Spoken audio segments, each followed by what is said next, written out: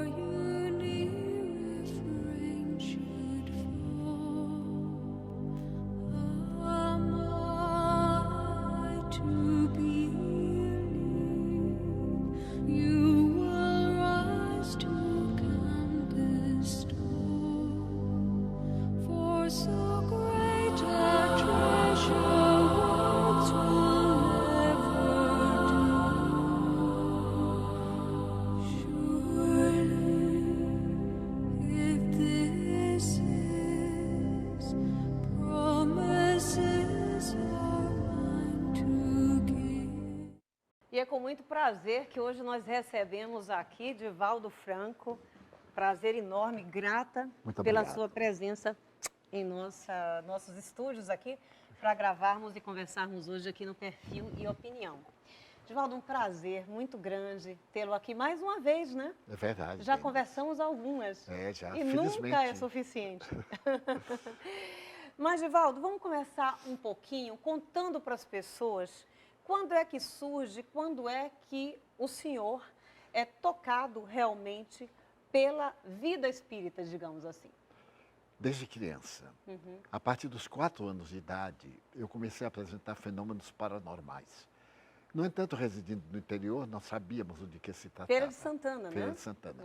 Só mais tarde, por volta de 1947, é que eu passei a tomar contato com a doutrina espírita, com Allan Kardec, através da leitura do Livro dos Médiuns. E desde então, me dediquei ao espiritismo. Mas isso, antes, já em Feira de Santana, eu imagino que uma criança de aproximadamente 4 anos de idade, que já convivia, né, como o senhor relatou algumas vezes com esses espíritos, deve ter sido difícil. Muito difícil. Primeiro por causa do preconceito, depois por causa da nossa dedicação religiosa. Eu era muito dedicado à igreja e desejava até mesmo o sacerdócio. Quando os fenômenos apareceram, eu tive muita dificuldade de colocar a minha personalidade onde deveria e não sabia exatamente a minha forma de pensar. No entanto, pela experiência, pelo contato e também pelo desenvolvimento intelectual na escola, eu pude ir identificando-me até o momento em que eu pude discernir perfeitamente a minha personalidade daquelas outras que seriam personalidades de desencarnados que se comunicavam comigo. Sei. Quem foi fundamental neste momento para apoiar o senhor, né, para essa vinda também para Salvador, para começar os estudos da doutrina espírita? Foi uma senhora muito generosa. Chamava-se Ana Ribeiro Borges. Eu estava doente, acamado, fazia já 4, 5 meses. E ela foi levada para uma visita. E nessa visita, ela identificou que a minha problemática não era de saúde convencional. Era um transtorno de natureza obsessiva. Então ela pediu à minha mãe para me aplicar um passe, aplicar a bioenergia. E nesse passe eu recuperei-me perfeitamente. Ela convidou-nos para irmos à reunião à noite e então eu fui. Essa senhora foi fundamental na minha existência, porque me guiou os passos com muita segurança. Era uma senhora modesta, mas muito culta. Falava 5 idiomas, inclusive o Esperanto. E então também me ensinou um pouco de Esperanto. À época, nos anos 40, estava muito em voga a doutrina do esperantismo no mundo. E esta senhora me orientou dentro da doutrina espírita, conforme a codificação de Allan Kardec. Pois é, então a gente é fácil deduzir, e eu acho que é bom que a gente fale a respeito desses assuntos, porque algumas pessoas passam por essa experiência e não tem essa clareza ou alguém que de fato venha a orientar, né? O senhor se referiu, por exemplo, à infância, mas a adolescência e o início da vida adulta, já tendo algum conhecimento naquele momento, né, da doutrina espírita, como foi? Foi menos pesado? Para mim foi um pouco mais difícil, porque era uma transição psicológica e também uma transição de natureza muito íntima. Porque eu não identificava quando era exatamente a minha personalidade ou uma indução de natureza espiritual. Esse é o maior problema para a mediunidade. Mas com um pouco de treinamento, de exercício nas sessões convenientes, eu pude perfeitamente identificar o ego e aquelas entidades que atrapalhavam a minha vida, vamos dizer, o meu self. Então, na psicologia, principalmente do século XIX, eram personalidades anômalas. Mas como se identificavam de seres que viveram na Terra, eu passei a compreender que se tratava, sim, de espíritos que haviam vivido e que desejavam continuar comunicando-se com seus familiares. Agora, como é que é explicado, por exemplo? A gente fica imaginando, o senhor falou a respeito de obsessores, que eu gostaria que o senhor, inclusive, definisse para a gente o que, é que seria exatamente isso. Mas, para que esses obsessores estejam perto das pessoas, a gente imagina que deve existir algum tipo de afinidade. O senhor é uma criança de 4 anos de idade e foi crescendo, se conduzindo e tentando se conduzir dentro da própria doutrina espírita. As pessoas mais iluminadas atraem também obsessores? Atrai por causa das suas vidas anteriores. A criança é inocente, mas o espírito que está no corpo infantil traz todo um atavismo de experiências transatas. Amigos, inimigos, ações nobres, indignas, modelam a existência atual. No meu caso, eu trazia uma herança muito grande, tanto na parte religiosa como na parte da comunicação histórica. E havia criado adversários na época, principalmente por volta do século XVI. E esses espíritos continuavam com o interesse de prejudicar-me, atormentavam-me. Mas Deus me deu a honra de uma mãe extraordinária, uma mulher modesta, analfabeta, que tinha um poder de oração fascinante. E ela me ensinou a buscar refúgio na oração. Nas horas mais difíceis, eu procurava Jesus. E ao entregar-me totalmente a Jesus, vinha a solução. O obsessor é uma palavra com que Allan Kardec designa aqueles que são mal de formação moral, aqueles que são maus e que trazem heranças negativas. São, portanto, entidades perversas. Hoje nós preferimos dizer os nossos irmãos equivocados, sim, para poder diminuir o peso de uma palavra que tanto indignifica. Tanto podem ser encarnadas como desencarnadas. No caso infantil, são as heranças do passado. Mas à medida que nós vamos desenvolvendo valores, as nossas próprias percepções e sentimentos atraem também as entidades boas, porque todos nós temos um lado positivo. Temos a sombra que nos perturba, mas temos também o lado dos ideais. E eu trazia também uma herança muito positiva de algumas existências nas quais eu havia me dedicado ao trabalho comunitário, à mediunidade. Não era uma experiência de primeira vez. Eu havia sido médium por volta do século XIX. E isso trazia muitos amigos espirituais que me protegeram até hoje. Pois é, mas como é que durante a vida nós podemos, de alguma forma, o senhor já falou do poder da oração, mas, por exemplo, nos proteger em relação a essas energias que não são positivas ou estão mais atrasadas, né? E que não são dependentes necessariamente de outras encarnações. Ou seja, como é que a gente pode se manter bem, eu não sei se eu poderia usar a palavra, digamos assim, limpo, né? Sim, certo. Para que possamos atrair também, digamos assim, seres de luz, como se diz popularmente. Carl Gustavo Jung falava muito da sombra, que são aquelas manifestações deletérias da personalidade. Allan Kardec usa um termo equivalente, as nossas más inclinações, aquelas tendências que nós trazemos. Então, se nós perseverarmos nessas tendências negativas, nós emitimos uma onda de baixa frequência, onde estão os espíritos maus. Então, há uma afinidade, uma conexão psíquica. Mas se nós lutarmos para as tendências negativas cederem lugar a ideais de nobreza, ao estudo, ao devotamento ao bem, à prática da caridade, nós mudamos de faixa vibratória. E então esses espíritos não encontram campo para nos perturbar. Pois é, a vida do senhor é tão fascinante que ela gerou um livro que é um best-seller, né? E a gente vai ver logo depois, aí durante o programa também, que um filme sobre a sua vida será lançado nacionalmente, mundialmente, né? Que o senhor é conhecido em todos os continentes. Mas a gente tem um depoimento agora que a gente gostaria que o senhor visse com a gente. Vamos ver? Ok? Quando eu procurei, há uns anos atrás, para escrever a biografia, a minha ideia já era fazer um trabalho jornalístico que eu apresentasse não só, que eu apresentasse ao público que não o conhecia, não só ao público espírita, que já tinha contato com a Mansão do Caminho e com a obra social que ele mantém. O que eu descobri me surpreendeu de uma maneira extraordinária, porque eu encontrei ali um homem que, além de dedicado, determinado, corajoso, é extremamente engraçado, agradável e que mudou a minha existência para sempre. Eu espero tê-lo como amigo por toda a eternidade. Pois é, essa entrevista da jornalista Ana Landi, né? Sim. Que escreveu o livro A Trajetória de um dos maiores médiuns de todos os tempos. Eu me recusei durante muito tempo, porque eu acho essas questões um tanto supérfluas. Mas ela insistiu durante 2 anos, até que, por fim, ela se utilizou do nosso presidente e eu resolvi aquecer e dar as entrevistas. Mas, sendo ela uma notável jornalista, ela sempre trabalhou nos melhores órgãos do Brasil, ela deu um colorido muito bom e o livro se tornou realmente um best-seller. Pois é, acabou agora, de alguma forma, servindo como base também para esse longa-metragem que vai ser feito sobre a vida do senhor, né? Mais adiante a gente vai falar a respeito disso também.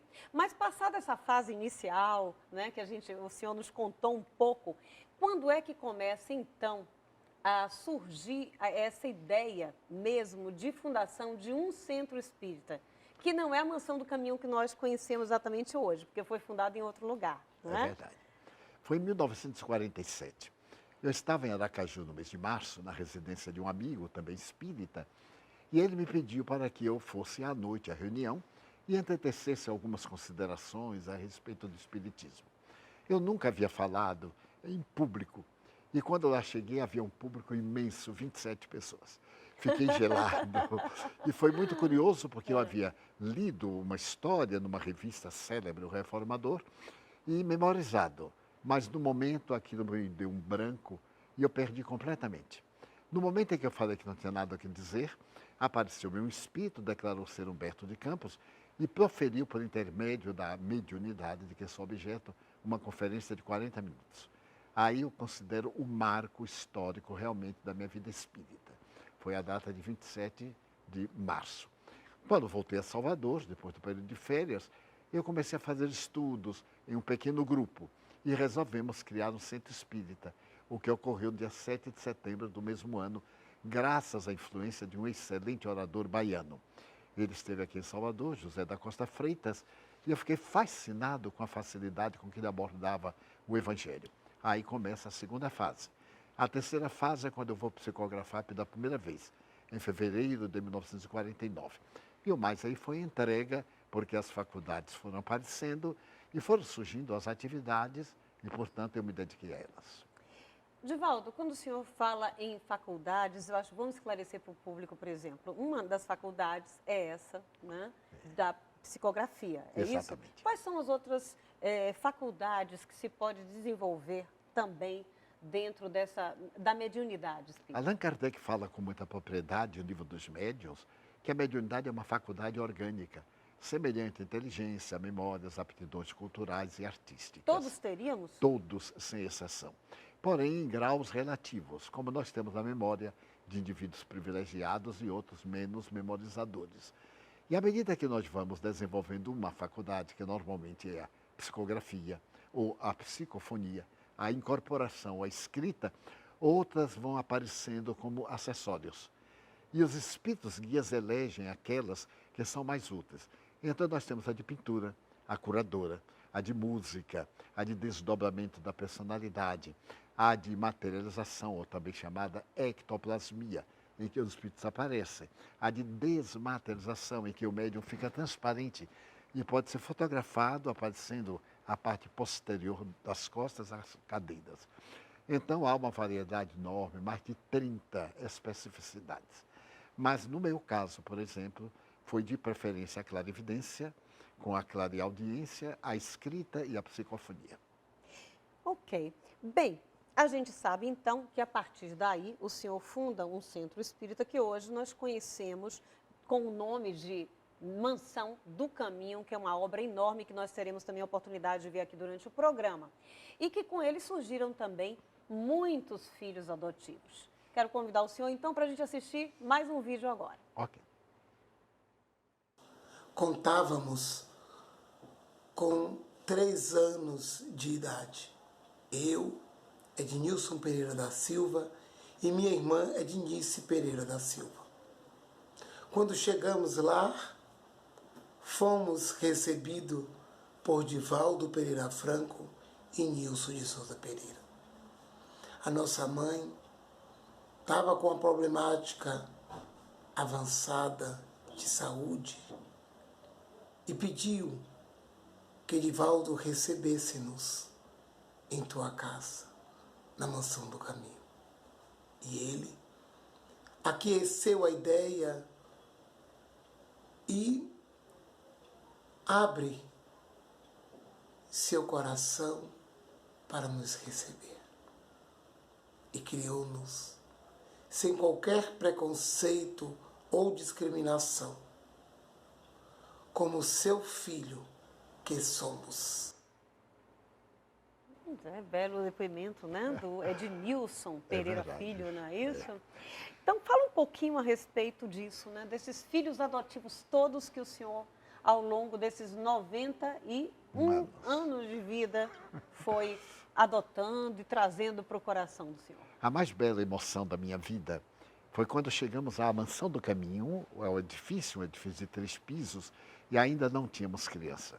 E encontramos um movimento à porta, é que haviam deixado uma criança na lata do lixo.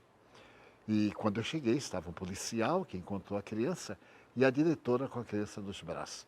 Era uma criança afrodescendente.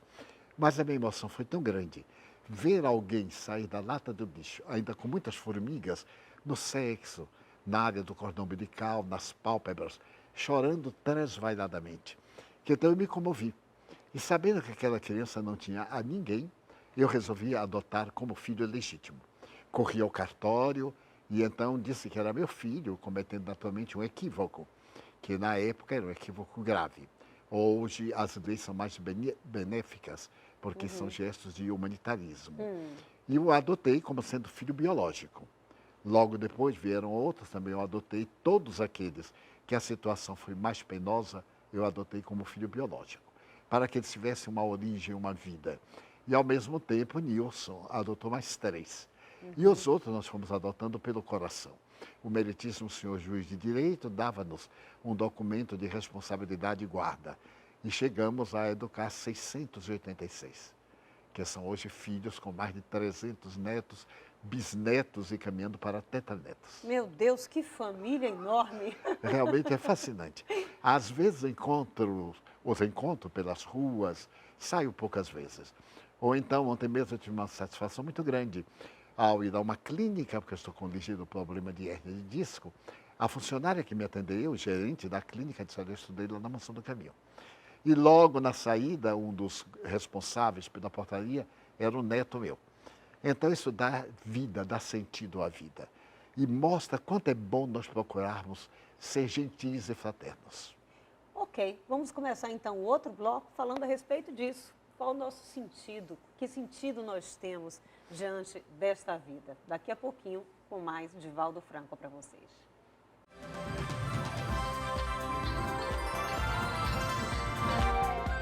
E terminamos o programa falando a respeito de uma questão muito interessante, Divaldo, que é a questão do sentido da vida. Hoje a gente tem um desenvolvimento, né, tecnológico enorme.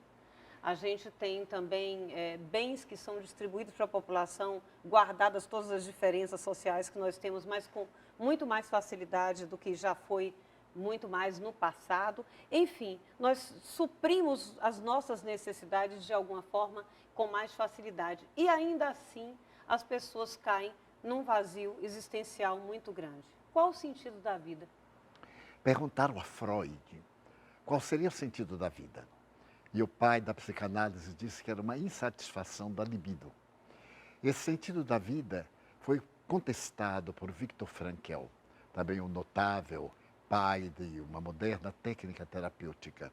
E Viktor Frankl estabeleceu que o sentido da vida é algo que satisfaz ao indivíduo. Existem aqueles objetivos superiores e aqueles objetivos inferiores. Os inferiores são os automatismos da vida orgânica, o prazer de alimentar-se, o prazer de viajar, a satisfação de possuir alguma coisa. Os superiores são os ideais. O indivíduo que não tem um ideal, que tem uma vida sem este objetivo, é o indivíduo que vegeta. E, posteriormente, Milton Erickson estabeleceu como sentido da vida a pessoa dedicar-se com afinco a algo que lhe proporcione um prazer de natureza transpessoal. A mim me fascina a palavra transpessoal, porque os nossos prazeres são muito do sentido físico. E o transpessoal é aquele que vai além das nossas necessidades orgânicas. Quando o indivíduo não sente esse ideal, ele se frustra e procura muitas vezes a derivação através do sexo, da droga, do álcool, do tabaco ou de outros prazeres, o jogo, etc. E afunda na depressão, porque aquele prazer sensorial passa e quando ele vai enfrentar-se a si mesmo não tem estrutura. Vem este vazio, ele entra em depressão e cai no suicídio. Pois é, que é um dos combates do senhor. Exatamente. Né? É uma das coisas que o senhor vem trabalhando e divulgando e falando, mesmo porque é uma questão que afeta muitas pessoas em todo o mundo. Né? O senhor mesmo passou por esse problema logo no início da vida adulta, etc. Eu também já passei. Graças a Deus conseguimos nos curar e superar para sempre, mas para isso precisamos encontrar de fato um sentido para a nossa vida.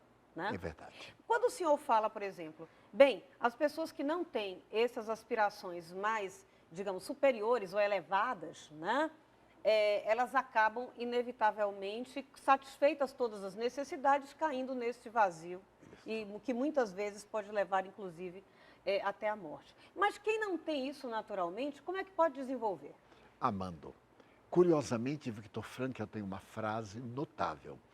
Ele diz que quando a gente ama e se dedica ao amor da pessoa, esse ato em si preenche o vazio existencial.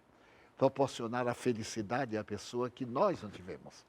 Então, esse ato de doar-se faz a pessoa anelar por viver e trabalhar para poder distender esse ato de afetividade com as demais criaturas. Nós vemos hoje isso derivado para os animais.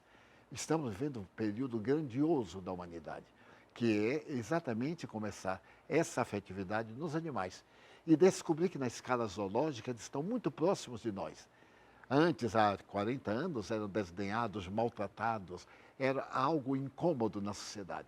Agora são verdadeiros parceiros, não só na terapia de muitas necessidades e de muitas problemáticas de saúde, mas também da afetividade. Preenche os vazios. E as pessoas passamos a ver nos animais aquilo que gostariam de encontrar nas criaturas humanas. Nós vemos até uma canção de Roberto Carlos, quando ele fala mais ou menos sobre isso. Mas quando nós passamos a amar também o ser humano, mesmo que não correspondido, nós nos preenchemos. Desde que não procuremos esperar que somente preenchido pela resposta é que vale o nosso amor. O senhor está falando de uma coisa muito importante, eu concordo, claro, com o senhor dessa derivação assim, para o mundo animal, que é também bastante válida, né? Entretanto, os animais acabam fazendo ou aquilo que a gente quer, ou ficando na dele sem incomodar. Quando o senhor diz colocar esse amor em outros seres humanos, a gente está lidando com uma relação onde o outro também tem, digamos assim, um ego. Né? Exatamente. E aí começam os embates e o conhecimento e o relacionamento entre essas pessoas. Como lidar, então, com pessoas difíceis e ainda assim amar? Se nós amarmos, não devemos impor a nossa forma de ser nem de ver. Amar a pessoa in totum, conforme a pessoa é. Mesmo que discrepemos da sua maneira de viver, a pessoa é assim. e nós a amamos com esses valores, lentamente nós vamos conquistando a ternura da pessoa e vamos modificando sem nos darmos conta. Mas se nós formos amar com melindres, tendo reações a cada instante de falência ou de frustração, não é amor, é desejo. E esse desejo, quando não atendido, ele se transforma em animosidade, em antipatia. Então vamos colocar aqui uma questão teológica, mas não necessariamente religiosa. É o amor que Jesus pregou por nós, a solidariedade humana. Mahoma, quando ele ofereceu seu amor à humanidade, Zoroastro, Krishna, qualquer um desses grandes seres da humanidade. Para mim, Jesus foi o maior de todos esses seres, porque ele se deu, ele nos ensinou a entender o outro, e muitas vezes de uma maneira que o levou ao sacrifício. Mas um sacrifício agradável, uma morte dolorosa que ele soube levar adiante com muita satisfação. E de tal forma que disse a Judas, vai e faz o que tu deves fazer. Apressa, porque eu tenho pressa de amar esta gente. E ademais, em 2000 anos, até hoje, continua nos amando. Certamente. Bem, a gente vai continuar falando a respeito disso, mas antes eu quero mostrar um depoimento que nós tivemos, talvez de alguém que representa, dentro do filme que vai ser feito sobre a vida do senhor, aquilo que a gente conhece como o amor mais incondicional da Terra, que é o amor de mãe. Vamos ver. Eu conheci Divaldo através dos vídeos dele da internet. Um vídeo onde ele fala sobre amar, ele sempre fala isso, mas esse vídeo em particular eu sempre vejo quando eu não estou bem, quando eu quero dar alento a algum amigo meu, eu mando esse vídeo, eu recebi de um amigo e eu espalho esse amor que ele traz para a gente. E no início eu nunca imaginei que algum dia eu poderia conhecê-lo. E eu tive o prazer de fazer a sua mãe, Divaldo, nesse filme que vai ser lançado em breve, eu espero, que é de uma história linda, porque é a história de sua vida, é a história de um homem que tem uma missão e um dom tão bonito e que tem uma obra concreta que muda o mundo, que muda a vida das pessoas. E eu tenho uma grande admiração por você, um grande orgulho e é uma honra fazer sua mãe. A Laila Garran, né? Fantástico. Pois é. Mas esse amor, na verdade, ele se expressa nas nossas ações, né? Exatamente. Porque não adianta a gente falar de apenas um sentimento, de uma energia amorosa, sem colocar de fato em prática, né? E voltando a esse assunto deste amor, a vida do senhor se confunde com o seu próprio trabalho, com sua própria obra, principalmente dentro de como a gente aprendeu a conhecer a Mansão do Caminho. E a Mansão do Caminho hoje é muito vasta, ela atende mais de 3.500 crianças e jovens, digamos assim, mas muito mais do que isso. Não é? Gostaria que o senhor nos falasse um pouco, então, a respeito dessa obra que é a sua assinatura na vida. Eu compreendi que a minha vida só teria sentido se eu a tornasse útil a outrem. Eu nasci no lar pobre, tinha muitas aspirações e consegui concluí-las. Mas, através da Mansão do Caminho, olhar uma criança que tem sede de viver foi para mim uma base essencial. E depois da obra montada, eu descobri algo muito significativo para o amor.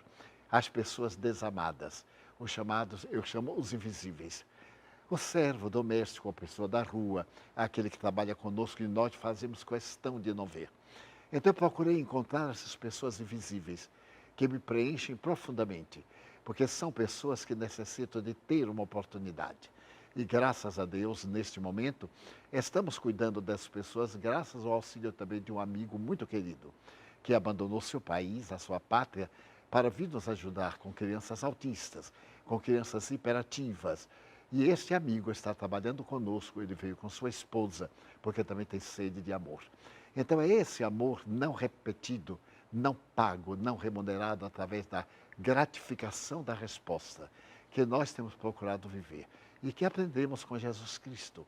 Porque o sentimento de amor de Jesus não é mais teológico. Eu não vejo Jesus como um vulto de natureza religiosa, mas um vulto histórico, um grande psicoterapeuta. O homem que nos ensinou que, através do amor, nós vencemos todas as dificuldades. Uma notável psicanalista alemã, a doutora Hannah Wolff, escreveu um livro sobre ele, Jesus, o psicoterapeuta.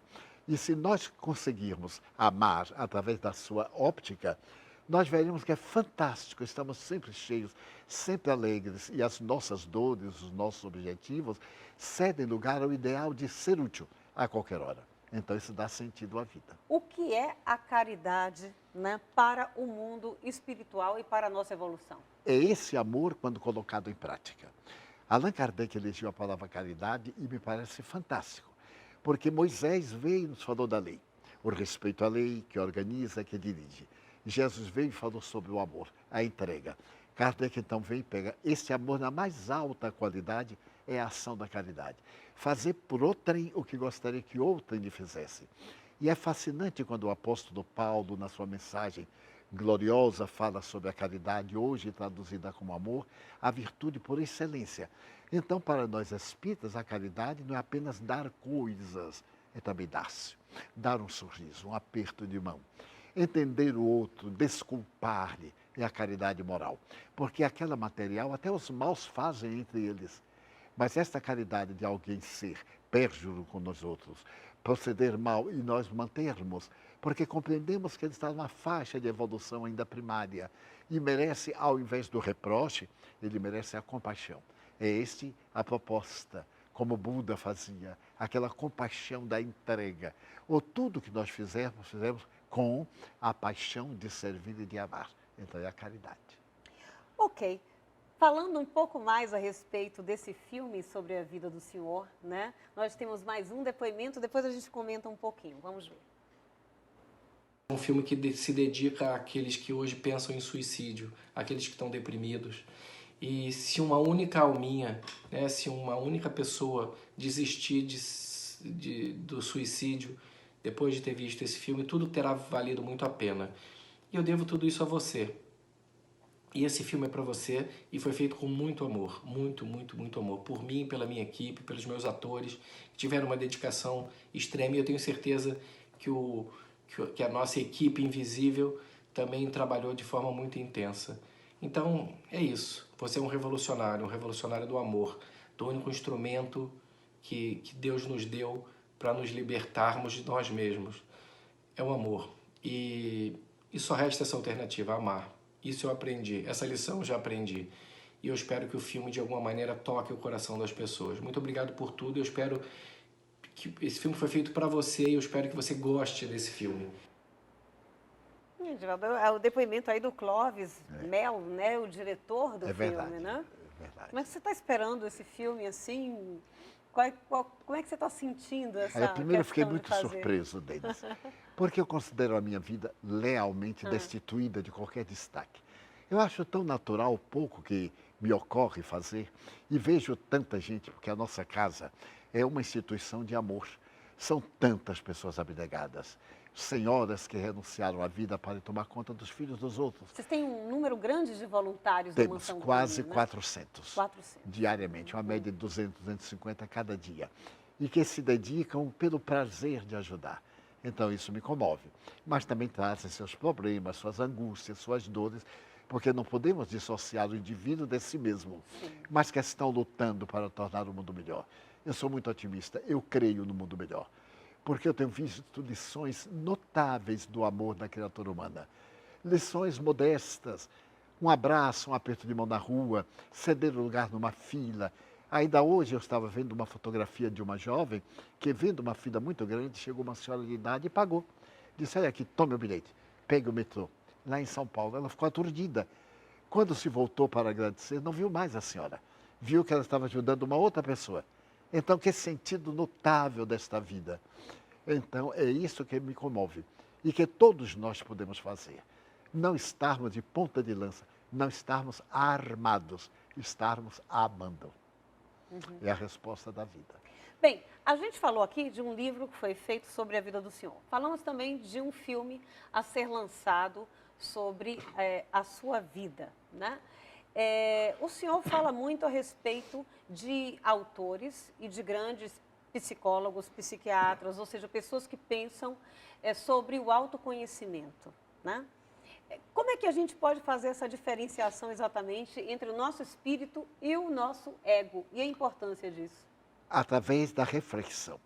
Porque o nosso ego são as nossas experiências atuais. O self, que é o arquétipo junguiano, é aquilo que nós somos. Para nós espíritas, é o espírito imortal. Então, o espírito imortal vai transitando de etapa em etapa, como um aluno na escola, e traz a herança da aprendizagem, mas também traz aquela herança negativa, que Jung vai chamar a sombra. Mas Jung é tão notável que ele diz, se nós modificarmos isto, douramos a sombra. Então, nosso self também tem sombra, porque o ser que nós somos tem aspirações, nem sempre conseguidas. E então, muitas vezes, ficamos magoados com coisas insignificantes. Mas isso não é negativo, porque nós amamos de tal forma a vida que aquela mágoa se torna uma maneira também de uma catarse, para não ter toxina de natureza emocional. E desta forma, nós podemos transformar a vida em uma Shangri-La. Não é um paraíso de inúteis, de pessoas ociosas. É um paraíso de pessoas dinâmicas, sonhadoras, trabalhadoras, que nos ajudamos umas às outras, cuja felicidade de alguém é minha felicidade. É esse ângulo que a mim me parece mais difícil. Fazer que nós entendamos que fazer o bem é bom para quem faz o bem. E nem sempre para quem o recebe. E aí eu me lembro do apóstolo Paulo. Oh, meu Deus, ajuda-me a que a caridade não se esfrie no meu coração. Porque ele recebeu tanta resposta negativa que, apesar do seu sentimento nobre, foi ficando meio desanimado. Mas é nessa fase do desânimo que vem a oração. E então nós nos levantamos do poço. Porque sempre se pensa que orar é pedir a Deus coisas, é uma atitude mística, piegas. Pelo contrário, é uma atitude terapêutica. Falar ao ego profundo, falar a esse ser inicial. Seja Deus, natureza, dê-se-lhe o nome que se lhe dê. Então, é uma causa primária de todas as coisas, uma inteligência, como disseram os espíritos Allan Kardec. Então, se nós conseguirmos pensar em termos de universo organizado e que nós somos um membro desse universo e que a harmonia vai depender de cada um de nós, então tudo se torna muito fácil. Divaldo, a gente vai fazer então mais um intervalo e a gente volta conversando sobre um tema que também tem a ver com o que nós estávamos falando, encontrar esse equilíbrio, encontrar a cura e a saúde para si mesmo e, logicamente, a alegria em si. Então, daqui a pouquinho a gente volta.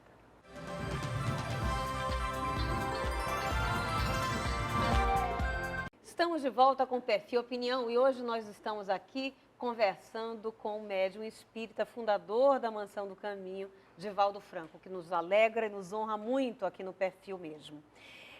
Divaldo, a gente falou um pouco a respeito da questão do amor, da caridade e do filme que vai ser lançado também, né, sobre a sua vida e que sirva, né, a gente espera, de inspiração para tantas outras pessoas no mundo, né, praticarem e fazerem da sua vida, terem essa assinatura na sua vida, que é a assinatura do amor, né? E tudo isso a Mansão do Caminho reflete. É a sua obra, é a sua vida. Vamos ver, então, mais um depoimento agora sobre uma das pessoas que é voluntária lá também.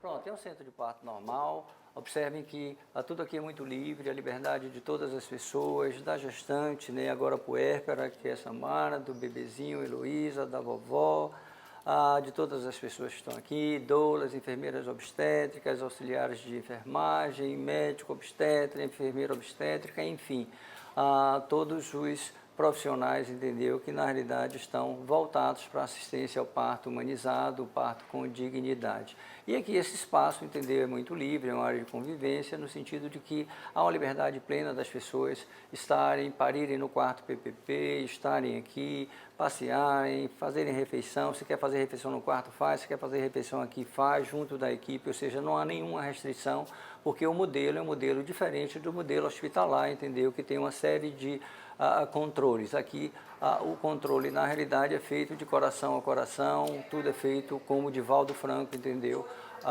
preconiza, que é um momento de parto e nascimento com dignidade, tudo feito com muito amor. Então, um chorinho de bebê, entendeu? Para mostrar o nascimento, que é momento sagrado. Exatamente, mais um trabalho, né, que aliás serve de referência para muitos lugares no Brasil e também no mundo, né, que É esta, eu não vou chamar de maternidade porque tem um outro nome, né?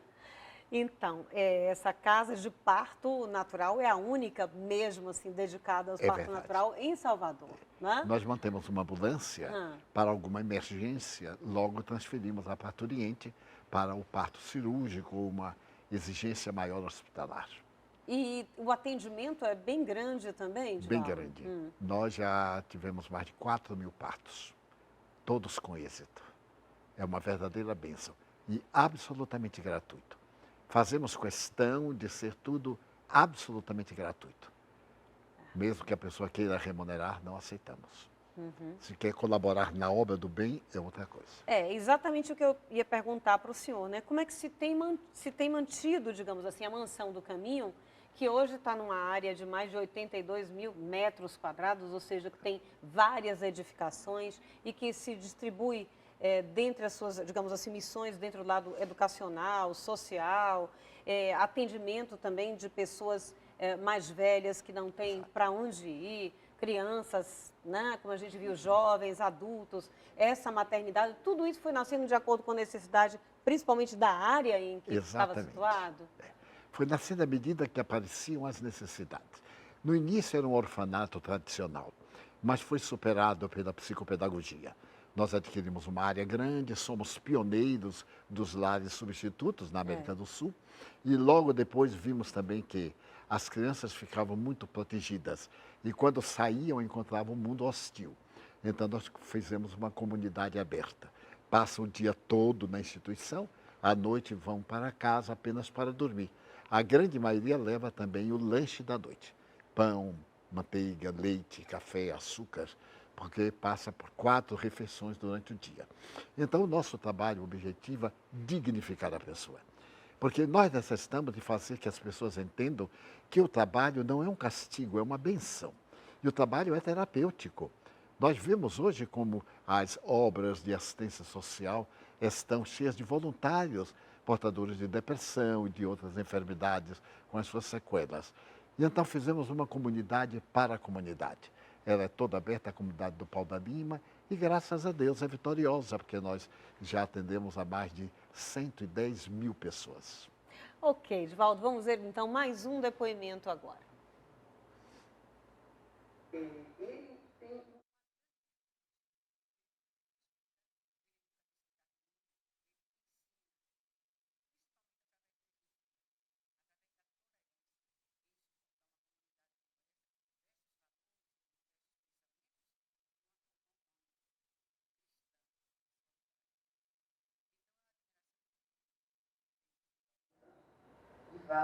É o meu porto seguro. A Clésia, né, Cerqueira. É a diretora da creche e também da parte de educação. É uma pessoa valorosa, porque tem dedicado a vida a educar. Ela cuida da creche, cuida do jardim de infância e cuida também de um curso fundamental. Agora nós estamos criando, Denis, o curso médio, porque não tínhamos o curso médio. E é uma maneira de dignificar essas crianças que saem com 16, 15 anos e não tem mais outra oportunidade de estudar nem de trabalhar. Põe um calção no bairro, muito pobre, então é sexo e droga. Nós estamos fazendo agora o intermediário, porque temos o Enem que abre portas, temos as faculdades gratuitas para aqueles que não podem pagar. É uma questão de candidatar-se. E então já em fevereiro estaremos funcionando com este complemento que é o 2º grau. Que maravilha, né? A gente falou aqui logo no programa, no primeiro bloco e tal, falou dos números extraordinários, dos livros que o senhor escreveu.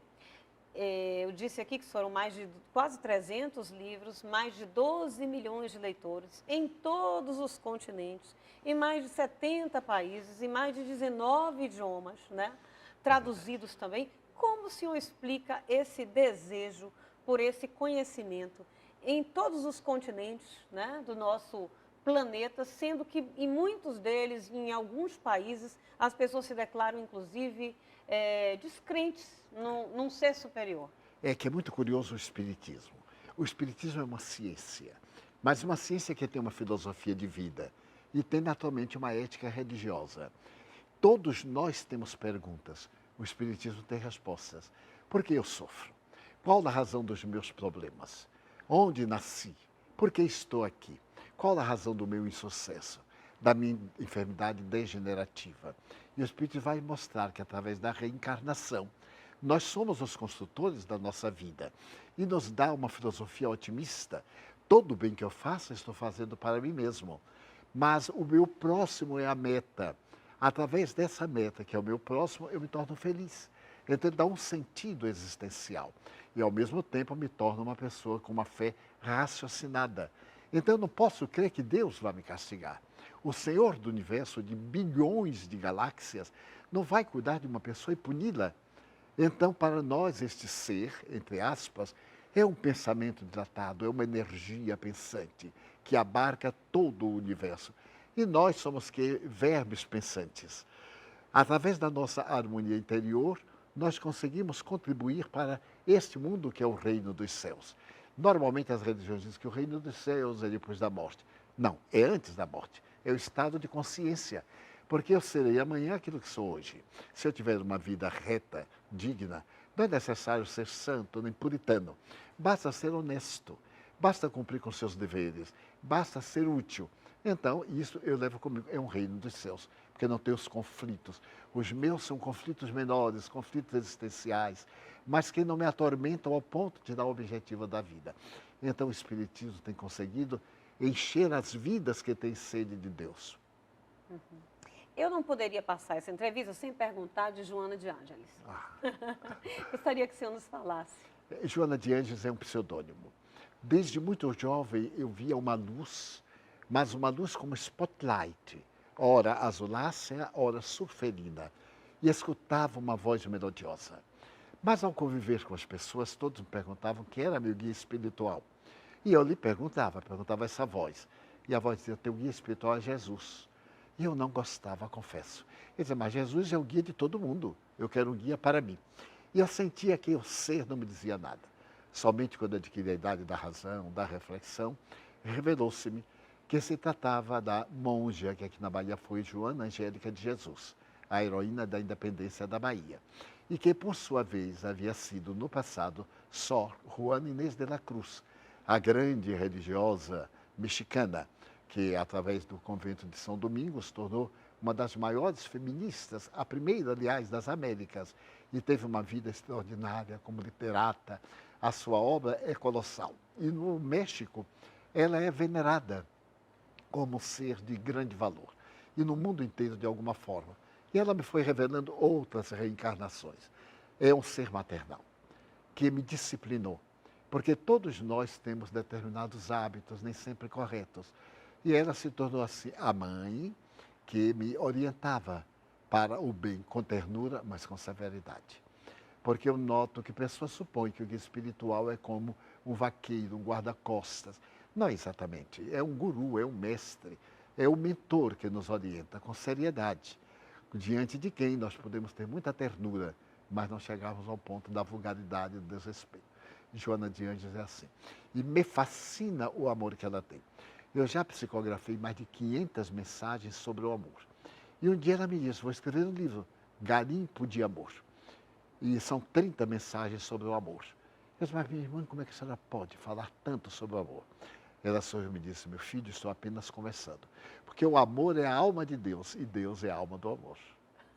E é infinito. Infinito. E dessa forma não tem nada suficiente que se possa dizer. É Né? verdade. Eu gostaria que o senhor nos falasse também sobre o convívio e conhecimento com Chico Xavier. Foi uma das bênçãos da minha vida. Foi muito curioso que Chico Xavier, fui eu quem lhe fez uma carta. Ao terminar aquela palestra que eu me referi a Aracaju, o Espírito Humberto de Campos disse, escreve a Chico Xavier e pergunta-lhe para que te oriente. Eu disse, mas eu não sei quem é. Ele me deu o endereço. E eu escrevi uma carta curiosa. Naquela época era muito comum, excelentíssimo senhor Francisco Cândido Xavier. Mas eu era modestamente culto e tão ignorante que eu coloquei excelentíssimo senhor, porque vós sabeis. Confundi as pessoas, a terceira com a segunda do plural. E ele me deu uma resposta tão doce. Meu querido Divaldo, nosso Humberto falou-me sobre você. E levou-me em desdobramento espiritual para conhecê-lo. Isso foi em 1947. Em março de 48, nós nos conhecemos em Belo Horizonte.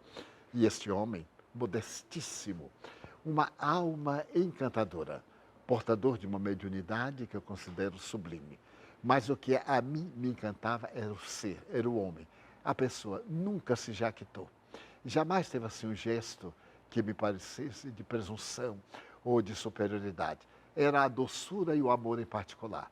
Sofreu muito, porque é um indivíduo à margem da evolução comum. E estava muitos séculos à frente da sua época, como Francisco de Assis, para o século 25. E nem sempre era compreendido. E ele sorria e disse, mas Divaldo, se eu fosse compreendido, eu já teria recebido a resposta. É fantástico lançar a semente em um solo difícil e aguardar a bênção da chuva e ver a prosperidade da sementeira. Ele foi para mim um modelo. Jesus, o modelo e guia. E ele, o intermediário entre mim e Jesus. Maravilha. Divaldo, a gente vê que muitas pessoas, por exemplo, procuram Deus ou procuram tratamentos espirituais, cirurgias espirituais, no momento de que estão apreensivas, no momento em que estão doentes, no momento em que estão em depressão, etc. Né? É difícil, talvez, que muitas pessoas procurem no momento em que está tudo bem, que está tudo feliz, que não tem nem nada incomodando. Né? O que é a cura? A cura é a transformação moral para melhor.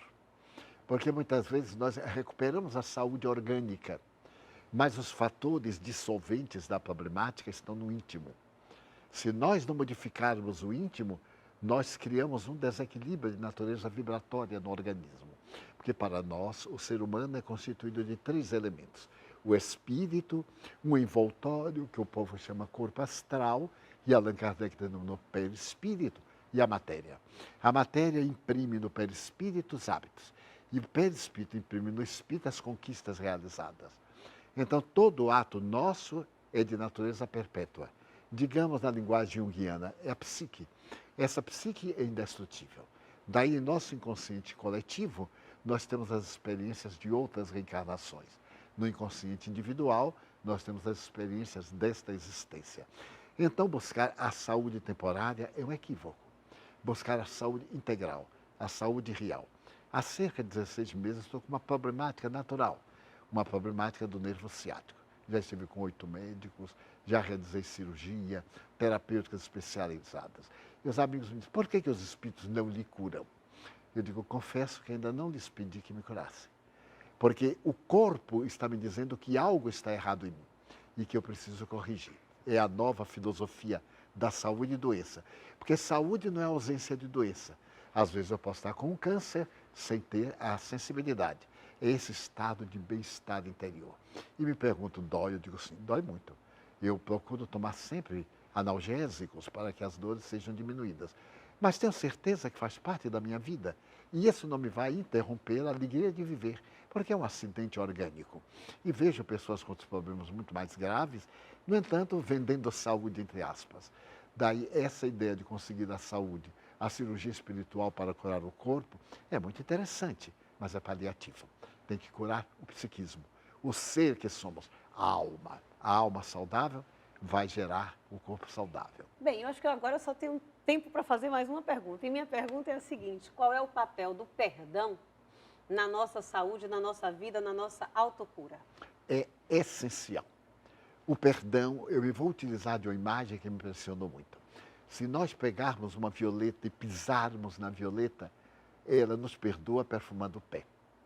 Então, o perdão é devolver em bênçãos aquilo que alguém pensa que está nos oferecendo em desgraça.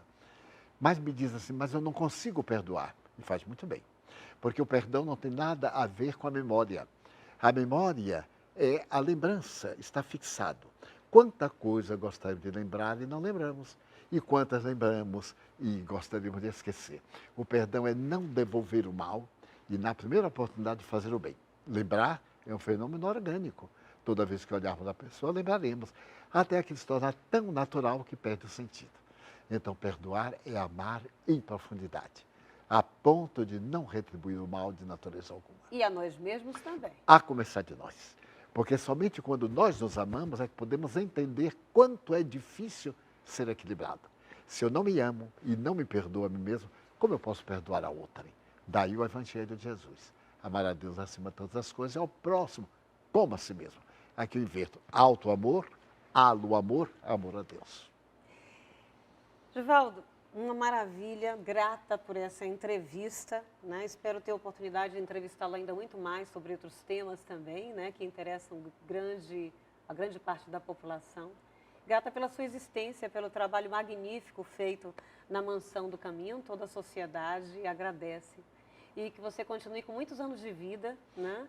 Ainda realizando e imprimindo na vida, na sua obra, a sua vida e o seu ser. Grata por essa entrevista. Gostaria só de dizer algo para os meus telespectadores, os teleouvintes. Seja você quem ama. Se alguém não ama, isso não é importante. Todos nós sempre teremos inimigos, mas é fantástico não ser inimigo de ninguém. Então ame. Não se preocupe se não é amado, porque vale o que você pode amar. Grata pela sua presença aqui. Muito obrigado. Bem, por hoje nós vamos ficando por aqui, já com saudades do Divaldo Franco, que vai voltar mais uma vez, se Deus quiser. E eu vou lembrar para vocês que nós voltamos na próxima semana com mais um convidado para lá, de especial, com assuntos que valem a pena você ficar conhecendo. Eu agradeço imensamente a sua companhia e a semana que vem a gente está por aqui. Beijos e até lá.